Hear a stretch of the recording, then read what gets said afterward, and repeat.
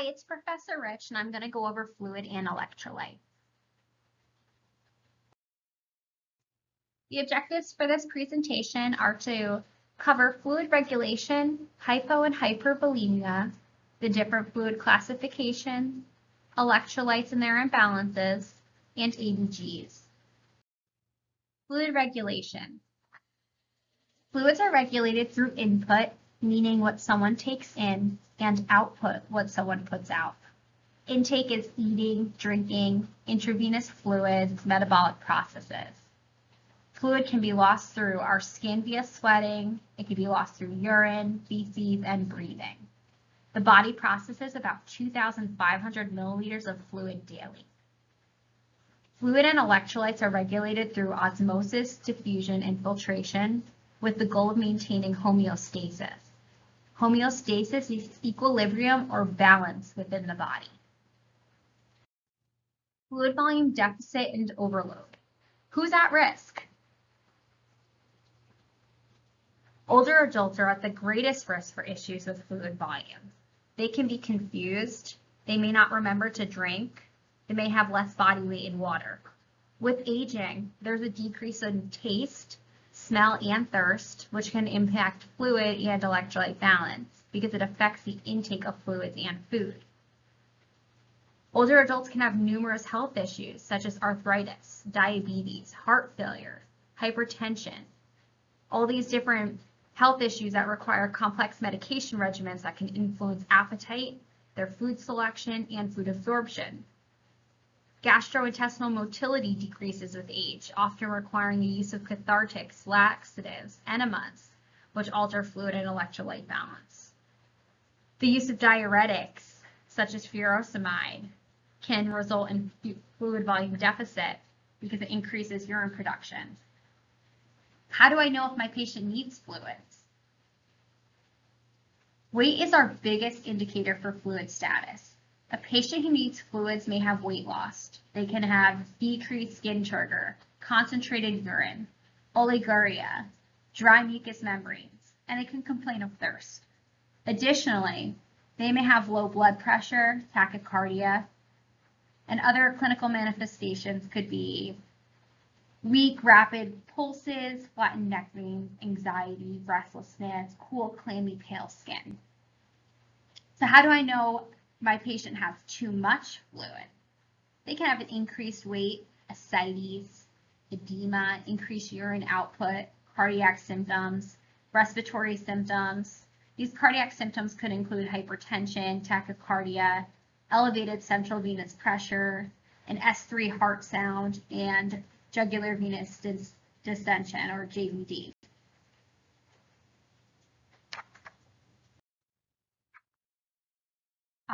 So just to backtrack a little bit, 8.3, the table in your F.A. Davis book has a great resource for differentiating signs and symptoms of hypo versus hypervolemia. So hypovolemia, it's when there's a low volume of fluid in the body. So hypo means low, hypovolemia, there's low fluid in the body. This can occur from excessive loss of fluids through nasogastric suctioning, vomiting, diarrhea, bleeding, persistent perspiration without replacement, and diuretics. Other reasons are diabetes insipidus, diabetes ketoacidosis, and adrenal insufficiency. It also can occur from an insufficient intake of fluids, especially here in Arizona. This can be because of nausea, anorexia, inability to swallow. Fluid shifts into the interstitial space, or third station, occurs when fluid leaves vascular space and enters the space between cells. This decreases the circulating blood volume, resulting in a decrease of blood flow to the organs in the body. Treatment includes replacing the fluids with isotonic fluids, which we'll talk about in a little bit. Hypervolemia. So this is volume excess. Hyper means high. So there's too much fluid in the vessels. Disease processes or conditions that result in retention of sodium and water include cirrhosis, heart failure, stress conditions causing a release of ADH and aldosterone, adrenal gland disorders, and the use of corticosteroids. Patients receiving sodium-containing fluids in excessive amounts are also at risk for fluid volume excess. Ingestion of excessive amounts of salts in the diet contribute to the development of fluid volume excess. Treatment of fluid volume excess is aimed at prevention, correcting and managing the underlying cause, and treating the clinical signs and symptoms. In patients at risk for fluid volume excess, we want to limit the daily intake of fluid and sodium, and we want to monitor their daily weight, because we want to make sure that they're not having that fluid retention. And if they are, we want to facilitate early recognition of fluid overload. We want to decrease the infusion rate of sodium-containing IV fluids. We may need to use diuretics to promote the excretion of excess fluids. If they have renal compromise and they are not responding sufficiently to diuretic therapy, we might need dialysis. Fluid classification. So there is isotonic, hypotonic, and hypertonic. Isotonic have the same osmolarity as a plasma and body fluid. So no fluid is pulled across the cell membrane when these fluids are administered, meaning that isotonic fluids stay in the circulating blood. So isotonic solutions stay where I put them. Hypotonic solutions have a lower concentration of solutes than within the cell, causing fluid movement into cells and out of the circulating blood. Hypotonic solutions go out of the vessel. Hypertonic solutions have a higher concentration of solutes than within the cells, causing fluids to shift out of the cell and into the extracellular fluid, causing cells to shrink. So hyper, with that E bolded, tonic solutions cause fluid to enter, with that bolded E, the vessel. So table 8.4 in your F.A. Davis book is a great source for classifying the common IV fluid. In the next few slides, we are going to review them, but please refer to your book for more in-depth information. 5% D5W. What type of fluid is this? That's right, it's hypotonic. So remember, hypotonic solutions shift fluid out of the vessels into the cells. So hypotonic solutions hydrate the cells. D5W spares protein and provides calories and free water. It can treat hyperkalemia, and it's a diluent for many IV medications. When giving hypotonic solution, we need to keep in mind that it's removing fluid from the vessels, which can result in hypotension because it's shifting fluid out of the vessel into the extracellular space. So this can cause edema. This can cause hyponatremia. Fluids like this must be given on an IV pump. Some other hypotonic solutions are 0.25% sodium chloride. I honestly have never given that, but half normal saline or 0.45 sodium chloride I have given, and that's again also known as half normal saline. So what type of solutions are 0.9 NaCl, also known as normal saline, and lactated ringers, shortly called LR? What type of solutions are these? That's right. They're both isotonic solutions. So when do we use these? Isotonic solutions are used for vascular expansion, meaning that they add volume to the vessel. So as I stated previously, they are used to treat hypovolemia. Isotonic solutions are used in electrolyte replacement. So some considerations, they're not meant to cause a fluid shift. However, if you give too much of an isotonic fluid, it's going to cause fluid overload, hypervolemia, which will lead to third spacing and edema.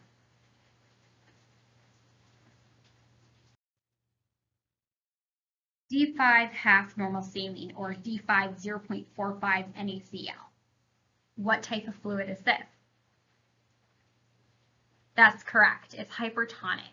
So we use hypertonic solutions to shift fluid back into circulation. So it's going to pull fluid out of the cell into the vessel. So hypertonic solutions expand vascular space and can be used to replace electrolytes, most commonly used to treat hyponatremia. So there are quite a few considerations when giving a hypertonic solution. For one, it can irritate the vein. It can cause fluid overload. It can cause hypernatremia, because if we're correcting hyponatremia, we can obviously do too much and it can become hypernatremic. And hyperchloremia is also an issue that can arise if we give too much of this or we don't give it cautiously. Again, just like our hypotonic solutions, a hypertonic solution must be put on an IV pump. Albumin. What type of solution is this? That's right, it's a colloid. So when do we use colloids? Colloids like albumin, they keep fluid in the vessels and they help maintain volume. So it's usually used to replace protein or treat shock. Some considerations when administering albumin are that it can cause anaphylaxis. So we need to watch for hives, fever, chill, headache. And it can also cause fluid overload and pulmonary edema. So let's move on to electrolytes. What are electrolytes? Electrolytes are they're electrically charged particles, and they're responsible for chemical reactions that produce energy. There's cations and anions, and they combine and split, resulting in energy creation for organ level activity. This could be our cardiac and skeletal muscle contraction. During the process of ionization, anions gain electrons, where cations lose electrons. So we have sodium, potassium, calcium, magnesium, and hydrogen. Those ions are our major cations found in body fluid. Chlorides, bicarbonate, and phosphate ions are the major anions in the body fluid. So a little thing to remember is that where fluids flow, electrolytes go. So what causes low electrolytes or hypo? Electrolytes are lost through vomiting and NG suctioning. They're lost through peeing. Blood is filtered by the kidneys and out goes electrolytes in the urine. Electrolytes are lost through pooping. Diarrhea can cause electrolyte depletion. They're lost through sweating. Serious sweating caused by heat exhaustion or fever can lead to depletion. So think VO-PPTs: vomiting, peeing, pooping, sweating. How are electrolytes replaced? The body does not just go and create electrolytes. We gain electrolytes through eating and drinking. However, if a person needs electrolyte replacement that cannot be, or they're unable to maintain it through diet or additional supplements, we could do it through an IV infusion. What is hemodilution? Hemodilution is low electrolytes caused by too much fluid. So think of lemonade. Lemonade is water, sugar, and lemons. If we add an extra gallon of water, it becomes diluted. It's over diluted. It's not sweet anymore. So our blood is made of blood products, electrolytes, and plasma. It's 55% water. Renal failure and heart failure can cause overhydration or hemodilution. What is hemoconcentration? So we're going to think high and dry. It's a high amount of electrolytes, and again, think of our lemonade. So lemonade is water, sugar, and lemonade. If we cut half that water out of the recipe, it becomes really sweet or really concentrated. If the lab values are high, the patient is dry, so they're high and dry. Give isotonic fluids.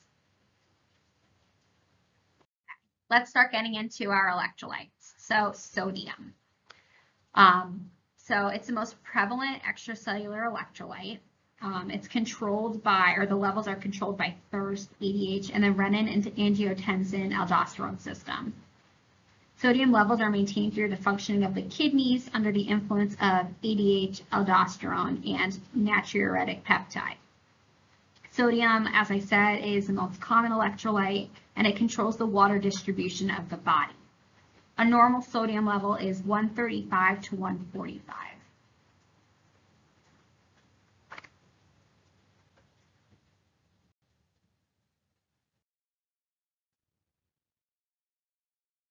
Hyponatremia. So this is when the sodium level falls below 135. Hyponatremia is the most common electrolyte disorder.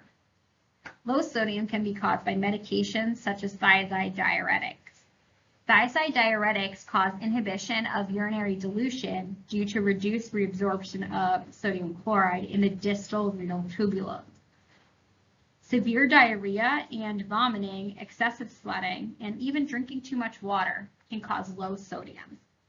A low intake of electrolytes or receiving fluids like D5, which have no electrolytes, can cause low sodium. Various heart, liver, and kidney problems can cause low sodium, as well as adrenal insufficiency and SIADH. For signs and symptoms, think of depressed and deflated. Common signs and symptoms are confused, lethargy, headache, nausea, vomiting, abdominal cramping, tachycardic, weak and thready peripheral pulses, seizures, coma, and even respiratory arrest.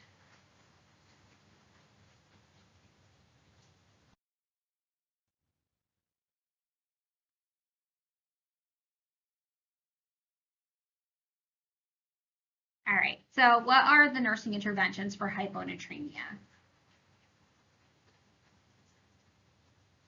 Nursing interventions are to restrict fluid, to do strict INOs, daily weights, possibly make the patient NPO, or have a diet that is high with cheese, milk, soy sauce, bacon, and other high salt foods.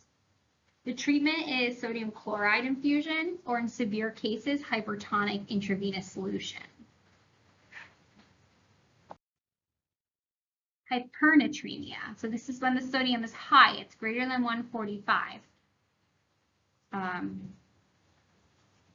This can be caused from administration of too much hypertonic solutions or too much salt intake and not enough water.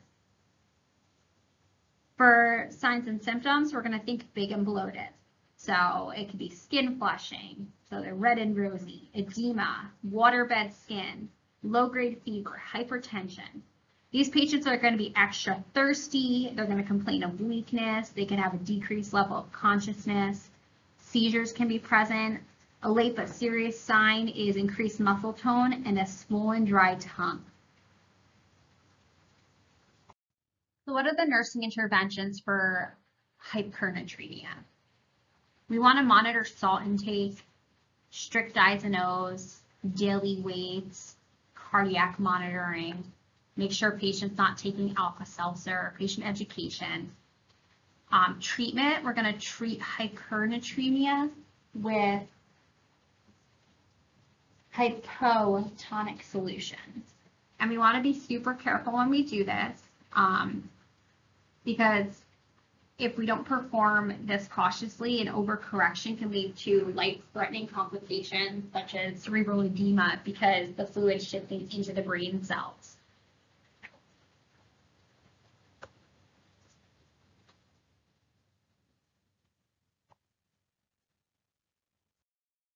Slide in here just as an overview of sodium. You'll see these slides throughout the PowerPoint. I just added them in here just so if you want to take a screenshot, it's just quick, simple, easy way to see the electrolyte on one page. I know this slide looks just like the last one. I'm just going to quickly go over chloride on just this slide. It's just a quick overview of it. So chloride is sodium's sidekick. It aids in maintenance of blood pressure, blood volume, and pH balance. The normal range is 97 to 107, and the causes and signs and symptoms go hand in hand with hyponatremia and hypernatremia. So hypochloremia is when serum levels fall below 97. You can see this in chronic respiratory acidosis and also metabolic alkalosis. Patients with hypochloremia may exhibit irritability, hypotension, tetany, shallow respirations, and their muscles and nerves may be hyperexcitable. Hyperchloremia is present when the serum chloride level is greater than 107, and it can result in bicarbonate loss, resulting in metabolic acidosis and hyponatremia. So an infusion of excessive levels of chloride relative to sodium could lead to hyperchloremia. A loss of bicarbonate ions through GI and renal systems combined with the use of sodium chloride or LR can result in hyperchloremia. Clinical manifestations of hyperchloremia are similar to those with the fluid volume excess, so it would be that metabolic acidosis, hyponatremia.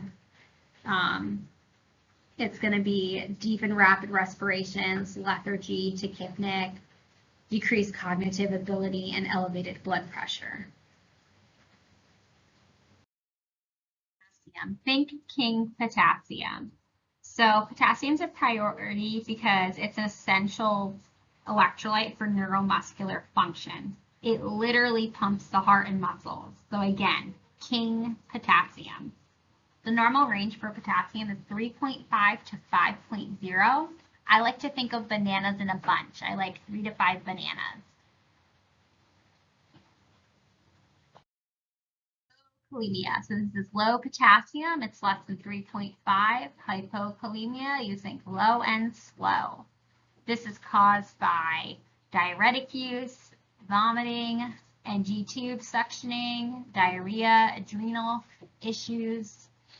These patients come in, they can have decreased deep tendon reflexes, leg cramping, weakness, flaccid paralysis, GI problems. They can have nausea, vomiting, decreased gastric motility causing constipation, abdominal distension, hypoactive or absent bowel sounds related to a paralytic ileus, which is the intestines becoming paralyzed from the decreased movement. This is a priority because it results in a small bowel obstruction. EKG changes can happen. The T wave can flatten. There will be ST depression, prominent E waves, which lead to cardiac dysrhythmias, and in severe cases, there can be cardiac respiratory arrest. The nursing interventions for hypokalemia. Well, for one, the patient needs to be put on a cardiac monitor immediately. We need to remember potassium is a priority because it pumps the heart. If this patient's on digoxin, we need to monitor that dig level. And the treatment. So we need to treat the underlying cause. If there's excessive NG tube suctioning, stop suction. If they're on furosemide, stop furosemide. And then we can treat it by giving IV potassium or oral potassium. If the patient needs IV potassium, it means the patient must be on a cardiac monitor and it has to be infused through an IV pump. There's a rate of administration, and the recommended rate for that is 10 to 20 METs in 100 mLs over 1 to 2 hours. Potassium is very, very irritating. The patient's going to complain of burning typically. Offer them an ice pack. This patient may also get put on potassium-sparing diuretics like spironolactone. But again, these patients need an IV. They definitely need an IV, but they really need to be put on a cardiac monitor. Hyperkalemia. So this is when the potassium level is high. So it's greater than your 5.0. So we think tight and contracted. This is rarely seen in patients with normal renal function. The use of potassium-based salt substitutes and intake of foods high in potassium like bananas, oranges, tomatoes, a high-protein diet, they can result in hyperkalemia. But again, this is in patients with renal impairment. Adrenal insufficiency or uncontrolled diabetes with acidosis can cause hyperkalemia. Metabolic acidosis causing shifts and a release of potassium within the cell can cause it. Potassium-sparing diuretics like spironolactone or aldactone inhibits the effect of aldosterone, which allows the excretion of water and sodium, but it retains its potassium-sparing. NSAIDs in a patient with renal insufficiency can cause it. And again, like beta blockers, digoxin, all of these medications, but it's usually in a patient with renal insufficiency. So signs and symptoms, hyperkalemia. So this is our generalized fatigue, muscle weakness, cramping, increased deep tendon reflexes. They can even have paralysis in their limbs. They're likely to have diarrhea. Potassium is excreted through our poop, so our body's going to be trying to get it out. So diarrhea is very common. Cardiac symptoms are hypotension, palpitations, bradycardia, EKG changes. So this is those peaked T waves. In the field, we call this our Batman cap. So it's got those peaked T. It almost looks like Batman's head. And this can advance to V-fib or asystole in severe cases. So what are the nursing interventions for hyperkalemia? We need IV access, like immediately, yesterday. This patient needs to be put on a cardiac monitor. We need a 12-lead EKG. And then to treat it, so if able, we can give PO-K-Exolate. And this is administered, so it's a gastrointestinal cation exchangers cause an exchange of sodium for potassium in the gut. So it results in increased bowel elimination of potassium. The onset's slow. It takes about 2 hours, and it could be even, no result seen for up to 6 hours. For a rapid decrease, we're going to go with IV dextrose and IV regular insulin. Dextrose pushes the extracellular potassium into the cell, and the regular insulin pushes glucose into the cell. Potassium follows glucose. IV calcium gluconate, this won't reduce the potassium level, but it can reverse the EKG changes and decrease the risk for ventricular dysrhythmias. So commonly IV calcium gluconate is given. We need to correct metabolic acidosis if that's the cause. So we could do an inhaled albuterol. In the nebulized form, it can result in redistribution of extracellular potassium. And that's because it activates the sodium-potassium pump, sending potassium back into the cell. Loop diuretics like furosemide may be given. And if the patient is end-stage renal, we're going to do prompt dialysis. This is just the overview of potassium. Feel free to take a screenshot if you would like. All right, magnesium. So magnesium alters the effects of calcium on smooth muscles, causing them to relax. It also antagonizes calcium ions at the presynaptic junction, reducing the release of acetylcholine. Acetylcholine is a major transmitter or neurotransmitter of the autonomic nervous system that activates muscle function. So magnesium is needed for that muscle function as well as nerve function. It's also needed for healthy bones and teeth and coagulation. It's also beneficial in preventing myocardial infarction, stroke, and osteoporosis. The normal range for magnesium is 1.6 to 2.2. Hypomagnesia is when the magnesium level is less than 1.6. This is seen in patients with malnutrition and excessive excretion of magnesia via the renal system. Malnutrition from low protein and calorie intake, high alcohol intake, and chronic alcohol abuse, vomiting, diarrhea, laxative abuse, and dehydration can all result in hypomagnesia. Hypokalemia and hypocalcemia may also be seen in patients with hypomagnesia. Signs and symptoms of hypomagnesia include tachycardia, ST depression, T-wave inversion, torsades de pointes, and in severe cases, V-fib.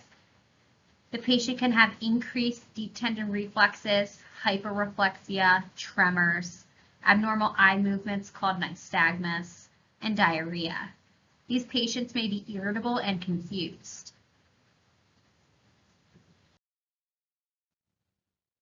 So what is the nursing interventions and treatment for hypomagnesia? Nursing interventions include cardiac monitoring, seizure precautions, and monitoring respiratory rate. The treatment is magnesium supplements, and that could be magnesium oxide or gluconate. We can increase the dietary magnesium with whole grains, green leafy vegetables. And if the patient's unable to tolerate PO, we can give magnesium sulfate, and that's typically when magnesium falls less than 1.25. For magnesium, so this is a magnesium level greater than 2.2. This can occur from an over-replacement of magnesium. So if a patient was hypomagnesia and then they had too much magnesium, they can become hypermagnesia. Some medications can cause this, so especially our older adults that take those magnesium-containing laxatives and antacids like milk of mag, magnesium citrate, Maalox, they're at risk. Older adults also have a higher risk because of decreased renal function. So if the kidneys are unable to excrete the magnesium in the urine, it can result in a higher magnesium level. Lithium toxicity specifically can increase magnesium because it decreases renal excretion of magnesium. Soft tissue injuries like rhabdomyolysis, burns, sepsis, trauma, and tissue lysis syndrome can all result in a hypermagnesia. Alterations in the GI tract can have an impact on serum magnesium levels. Intestinal hypomotility due to narcotics or anticholinergics, chronic constipation, bowel obstruction, they increase GI absorption and decrease elimination of magnesium through the GI tract. So for causes, hypermagnesia, or for symptoms, hypermagnesium causes everything to overly relax.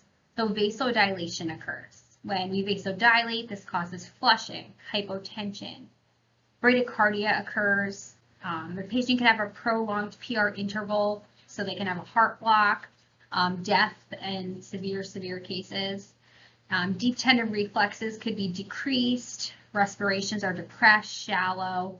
Bowel sounds are hypoactive.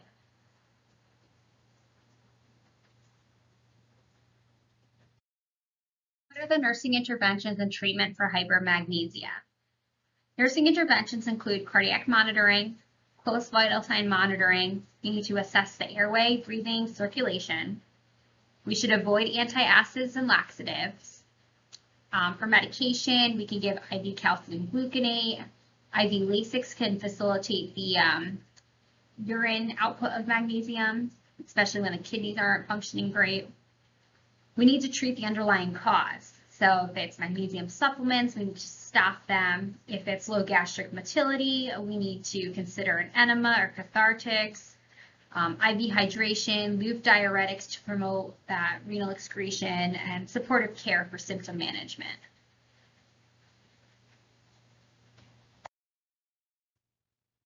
And again, just another slide for overview. All right, calcium. So calcium, 99% of it is found in the bones. It's utilized in processes such as cardiac contraction, blood coagulation. It transmits nerve impulses, muscular contractions. The normal rate for calcium is 8.2 to 10.2.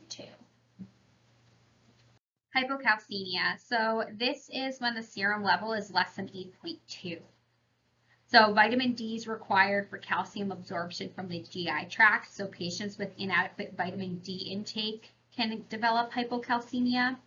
Patients with hypoparathyroidism, the PTH, which regulates calcium balance, is low, resulting in low serum calcium levels.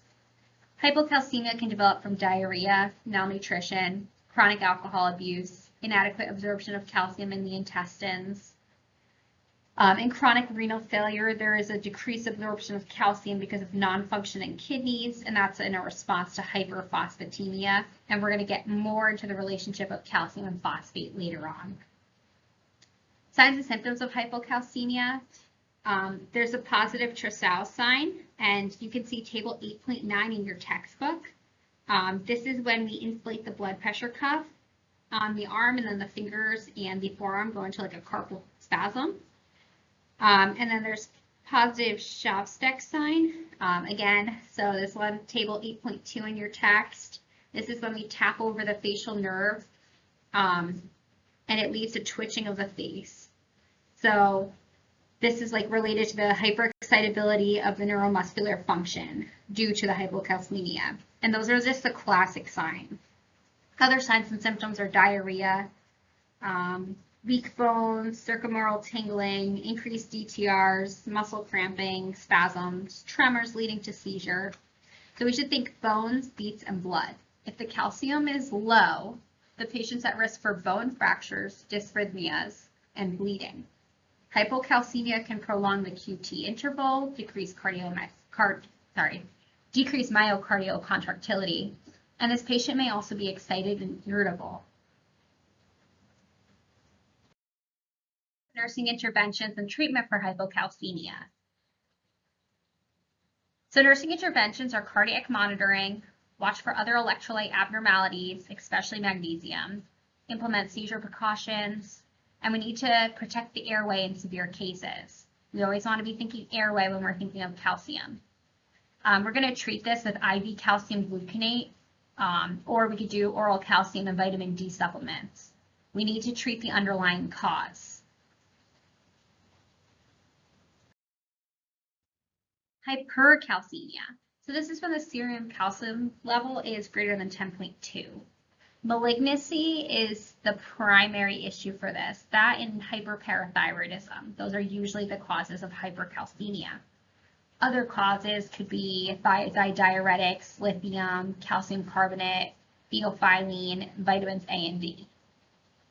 Signs and symptoms are lethargy, abdominal pain, anorexia, nausea, vomiting, constipation, bone pain, muscle weakness, increased DTRs, hyporeflexia, and kidney stones. So kidney stones are renal calculi. They develop as the calcium crystals combine to form stones. And then they could obstruct urine flow, leading to renal failure.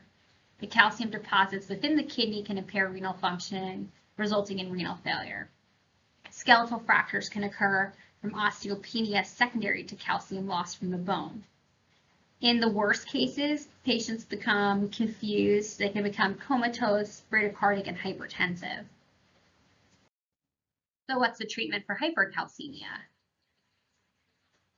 Nursing interventions are cardiac monitoring. We want to assess mental status and encourage hydration and motility. The treatment's aimed at reducing the serum calcium level, and we can achieve this through increased calcium excretion and decreased reabsorption from the bone. So we should discontinue medications associated with hypercalcemia and treat the underlying cause. Calcitonin can be used for short-term management. Calcitonin inhibits bone reabsorption and increases the renal excretion of calcium. IV biophosphonates are considered the most effective for decreasing destruction of bone tissue, and this can be used for like a long-term management. So the IV biophosphates, they inhibit bone reabsorption, which is the breakdown of bone, and they release calcium, which increases the renal excretion of calcium. We could also do fluid replacement with normal saline, and the hydration can facilitate the renal excretion of calcium. Again, just another overview. Phosphorus. So phosphorus is primarily found in combination with calcium in the bones. Phosphorus levels are always evaluated in comparison to calcium because they have an inverse relationship. Phosphorus levels are maintained with dietary intake and renal excretion. The normal serum phosphorus level is 2.5 to 4.5. Hypophosphatemia, which is when the phosphorus level is less than 2.5. This results from a decreased dietary intake, decreased intestinal absorption of phosphorus, and an increased renal excretion of phosphorus. Low phosphate levels may also be the result of shifts of phosphate from the intracellular space into the extracellular space. This can lead urinary loss. In respiratory alkalosis, phosphate shifts into the cell and is used for intracellular glycolysis, and that leads to phosphorus consumption. So low phosphorus can be seen in patients with extensive burns, in DKA, critical illness, malnourished, feeding syndrome, alcoholism, excessive antacid use. In extensive burns, the mechanism of development for low phosphorus is unclear. With salt and water diuresis that occurs after a burn, that's considered the cause. In DKA, insulin deficiency mobilizes the intracellular phosphate, causing phosphate to shift to the extracellular space, and then it leads to a urinary loss. Critically ill patients may develop low phosphorus because of the acid-base disturbances, the acute kidney injury, or increased cellular uptake of phosphorus due to the catecholamine relief. In patients with malnourishment or refeeding syndrome, we can give carbs that stimulate the release of insulin, which moves glucose and phosphorus into the cell. Excessive antacid use results in the binding of phosphorus in the gut, preventing absorption. Low phosphorus may also be caused by hypercalcemia, a lack of vitamin D, and hyperthyroidism. So hypophosphatemia may also be caused by hypercalcilemia. So that's our inverse relationship. Signs and symptoms may include alterations in neurological function, cardiac and musculoskeletal function. There could be confusion, seizures, coma. What's commonly seen is skeletal or smooth muscle weakness, respiratory insufficiency, and that can develop diaphragmatic dysfunction, so we need to be watching breathing. And this patient can also have tremors, joint stiffness, and bone pain. So how do we treat hypophosphatemia? Nursing interventions include the encouragement of a diet high in phosphorus and monitoring for changes in the patient condition. The treatment involves treating the underlying cause. So management of the phosphorus level focuses on ensuring adequate intake through foods, enteral feedings, and total parenteral nutrition, especially for patients at risk. We also need to treat any other electrolyte disturbance. Hyperphosphatemia is defined as a serum level that's greater than 4.5. Renal failure is the most frequent cause of high phosphorus, and this is secondary to decreased renal excretion of phosphorus. Additional causes include shifts from the intra to extracellular space from DKA, increased ingestion with a decreased output of phosphorus. Shifts occur as a result of cellular breakdown secondary to tumor lysis, acute hemolysis, or rhabdomyolysis. This also can be secondary to hyperthyroidism or hypoparathyroidism. Too much phosphorus means that we don't have enough calcium, which means that we're at risk for bleeding and not clotting. Weak beats can lead to dysrhythmias, and weak bones, so we're at risk for fractures. So clinically, the symptoms are similar to hypocalcemia. So hypocalcemia is caused by phosphorus precipitating calcium and altering bone reabsorption of calcium through stimulation of the PTH, which can result in life-threatening hypocalcemia. So we could have that positive Shavstek sign or Trousseau sign, hyporeflexia, soft tissue calcification, and tetany can occur.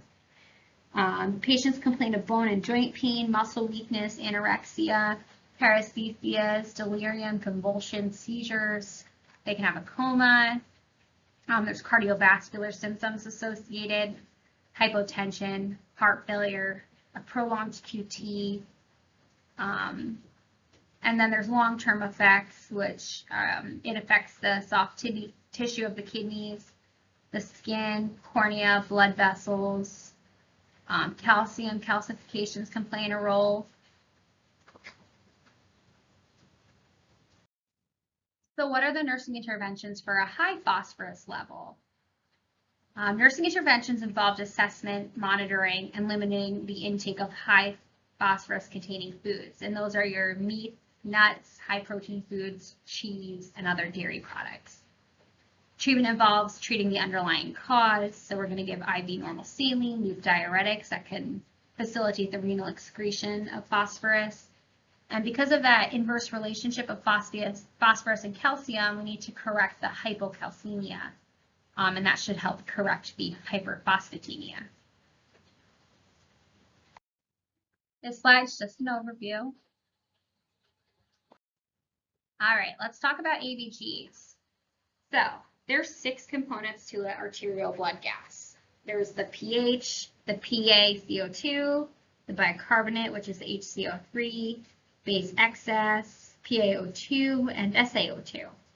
The main 3 that we're looking at when we're interpreting an ABG are the pH, the HCO3, and the PaCO2.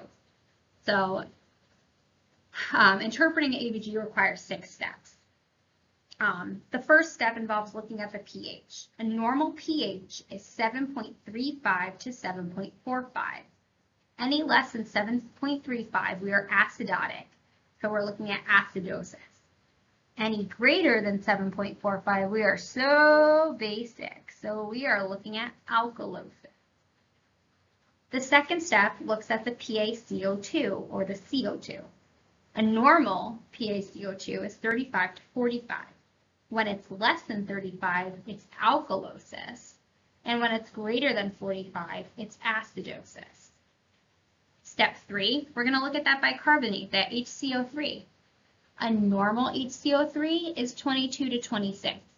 So if it's less than 22, it's acidosis. And when the bicarbonate is greater than 26, it's alkalosis. Step 4, we're going to match the PaCO2 or the HCO3 result with the pH result to determine the cause of the imbalance. Does the step 5, does the PaCO2 and HCO3 go in the opposite direction of the pH? This result indicates a compensation by that system. Step 6, we're going to review the PaO2 and the SaO2 results. A normal PaO2 is 80 to 95. A normal SaO2 is greater than 95%. If either of these results are below normal limits, the patient is hypoxic. In the next few slides, we're going to delve deeper into ABGs and talk about metabolic acidosis and alkalosis, as well as respiratory acidosis and alkalosis. Metabolic acidosis. This occurs when the kidneys are not reabsorbing enough HCO3 or bicarbonate, so they're not reabsorbing enough of the bicarbonate. Metabolic acidosis can be caused by trauma, sepsis leading to shock, hyperthyroidism, severe diarrhea, DKA, or kidney issues. So any issues that affect the kidneys can cause metabolic acidosis. So the kidneys will have a decreased ability to excrete the acid or to conserve the base. Think of bicarbonate as the base. So this causes the base, or the HCO3, to decline, which lowers the pH. When we lower the pH, we're increasing the acidity. So if it's uncompensated, the pH will be less than 7.35, and the bicarbonate, or HCO3, will be less than 22. For me to remember this easily, I remind myself that for metabolic disorders, the arrows face the same way. So the pH is facing down and the bicarbonate is facing down. So our pH is low and our bicarbonate is low. That's metabolic acidosis. So signs and symptoms we're going to be looking for are decrease in level of consciousness. This patient can be drowsy, confused, lethargic. They might complain of a headache. There will be a vasodilator effect causing a decrease in blood pressure. The skin will be warm and flushed. Potassium is going to leak into the cells, causing hyperkalemia. Muscle twitching can occur. This patient's likely to have nausea, vomiting, diarrhea. The body will try to compensate by blowing off excess CO2. This will present as a compensatory hyperventilation or Kussmaul respirations. So again, the body's going to compensate to breathe off the CO2 or those hydrogen ions by increasing the respiratory rate. So how do we treat metabolic acidosis? Treatment depends on the underlying cause. Sodium bicarbonate replacement administered intravenously neutralizes blood acidity in patients with a pH lower than 7.1. As needed to maintain fluid balance, parenteral fluid replacement might be used. We may give a rapid-acting insulin. and this is more so for patients with DKA. That will drive the potassium back into the cells. If it's diarrhea related, we can give an antidiarrheal. Dialysis might be needed for a renal failure patient. And lastly, mechanical ventilation might be initiated if there's a big respiratory compensation. All right, metabolic alkalosis. So this is caused when the kidneys absorb too much bicarbonate. So as the base increases, so does the pH, making the patient alkalotic. So the pH will be greater than 7.45, and the bicarbonate will be greater than 26. Again, if the pH and the HCO3 or bicarbonate agree, meaning both arrows are pointing the same way, the disorder will be metabolic. In this case, metabolic alkalosis. This can be caused by continuous NG tube suctioning, severe vomiting, antacids, or even licorice. Diuretic therapy, including loop diuretics and thyroid diuretics, increase hydrogen secretion and make the body lose acid through the kidneys. So that can also cause metabolic alkalosis. Symptoms are anxiety, restlessness, and irritability. Patient may become confused, dizzy. They can have some numbness, increased DTRs, tetany, muscle cramping, nausea, vomiting, diarrhea, hypokalemia. This patient may be tachycardic and can go into dysrhythmias, and they might start to compensate by hyperventilating. So how do we treat this? Metabolic alkalosis treatment depends on the underlying cause. So we need to discontinue whatever that underlying cause is. Is it the suctioning? Let's stop it. Is it a potassium wasting diuretic such as furosemide? Let's stop it. We can give an antiemetic for nausea, vomiting, and so on.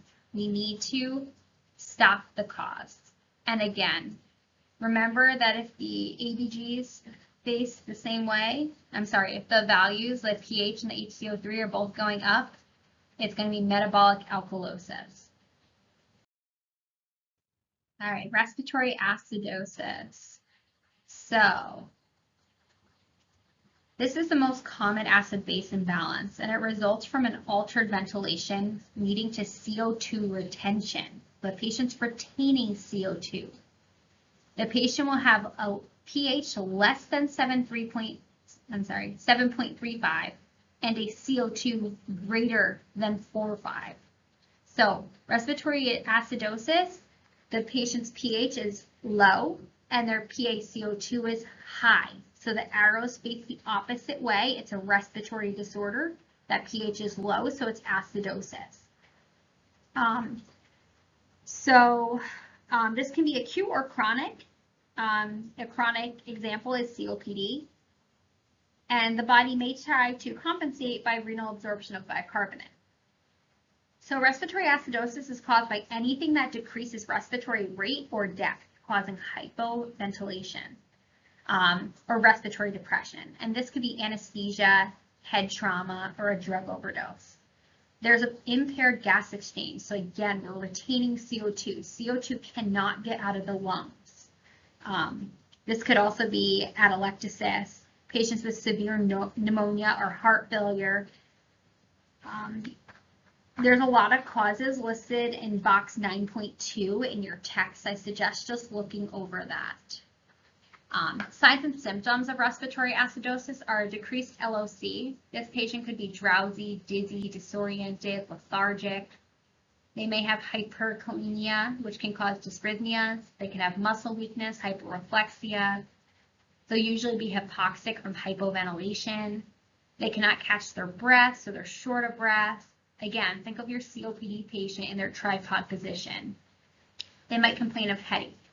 Other clinical manifestations are listed in box 9.3 in your book.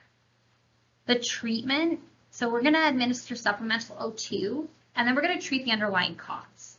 Is this a drug overdose? If it's an opiate, give Narcan. If it's a benzo overdose, give flumazenol.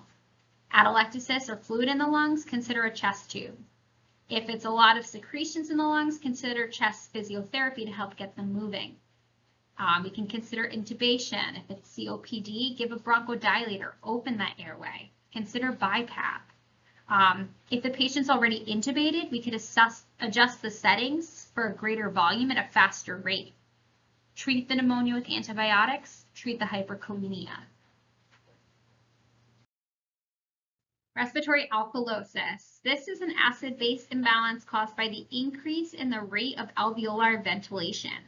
Acute alveolar hyperventilation is frequently the result of anxiety and is commonly referred to as hyperventilation syndrome. Hyperventilation decreases serum CO2 in the lungs and blood because CO2 is eliminated by the increased rate of respirations. A decreased CO2 concentration decreases the levels of carbonic acid and hydrogen ions circulating in the blood, therefore raising the arterial pH level.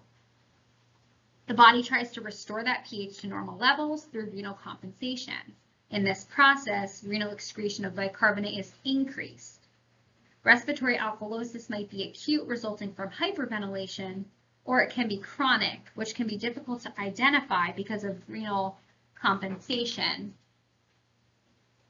So the ABG for respiratory alkalosis, that pH is greater than 7.45 and the CO2 is less than 35. We got opposite arrows, it's respiratory. Again, opposite arrows makes it respiratory. So in the case of alkalosis, the pH is going down and CO2 is going, in case of alkalosis, the pH is going up and the CO2 is going down. So causes of respiratory alkalosis pertain to hyperventilation. Think of that anxious patient or anxious client. They're coming in and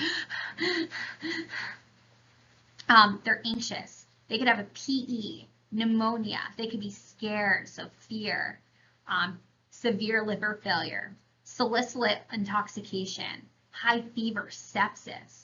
Even pregnancy can cause it, and as well as pulmonary edema. So again, these patients are very anxious, they're breathing deep and they're fast, they're tachycardic. It's a very obvious panic attack. So again, like for signs and symptoms, they're hyperventilating, increased rate, depth, tachycardic palpitations, they could be lightheaded, blurred vision, confusion, increased DTRs, they're going to get muscle cramping, anxiety, irritability, dry mouth, seizures. They could get hypokalemia, which can result in cardiac dysrhythmias. So like all the other ABG disorders, our treatment is aimed at the underlying cause. So if it's a salicylate issue, discontinue or remove it. Reduce the fever, cooling measures. We could do Tylenol. If it's a infection like sepsis, give antibiotics. Oxygen therapy for the hypoxemia. If it's anxiety, we could give a sedative or some kind of medication to stop the anxiety. If it's pulmonary edema, give a diuretic. Other measures for hyperventilation is the paper bag method. So a patient can breathe into a paper bag, or so they're basically rebreathing. We call it rebreathing CO2, or cup their hands and breathe into their hands. If the patient's intubated, we're going to adjust those ventilator settings to decrease the tidal volume and decrease the rate. On the next few slides, we're going to be practicing ABGs.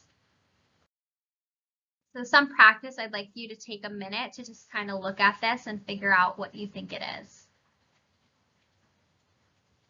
So a pH of 7.51, is that high or low? A PaCO2 of 29, is that high or low? A bicarbonate of 24, is that high or low?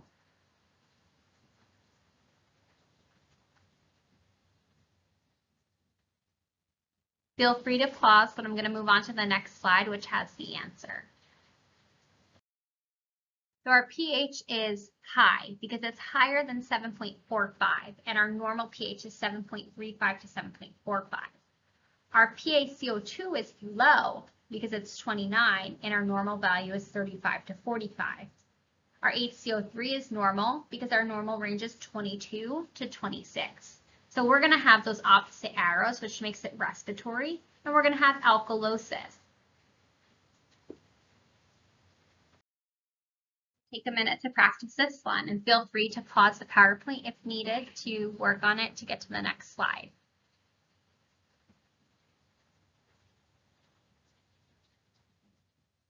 ask yourself, is that pH high or low? Is that CO2 high or low? And is that bicarbonate high or low? Are any of them normal?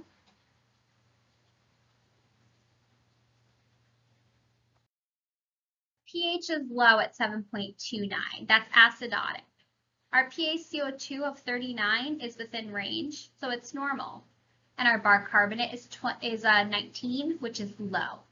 So we have our arrows that are both facing down. Our pH is down and our bicarbonate is down. That makes it a metabolic disorder. Our pH is low, so that makes it acidosis. So we have metabolic acidosis. Practice 3. So pH is 7.31, high or low. CO2 of 48, high or low. HCO3, 24, is that high or low? Feel free to pause if you need a minute. I'm going to move on to the next slide. So, looking at our pH of 7.31, that's less than 7.35, so it's acidosis. Our CO2 is high at 48, it's higher than 45, so it's elevated. That is respiratory acidosis. And then our HCO3 is normal. So we have an uncompensated or just a respiratory acidosis. Again, look at those arrows. They face the opposite way. pH is going down, CO2 is going up. So we're retaining CO2, which is making us acidotic. And practice number 4. Which acid-base imbalance should be suspected?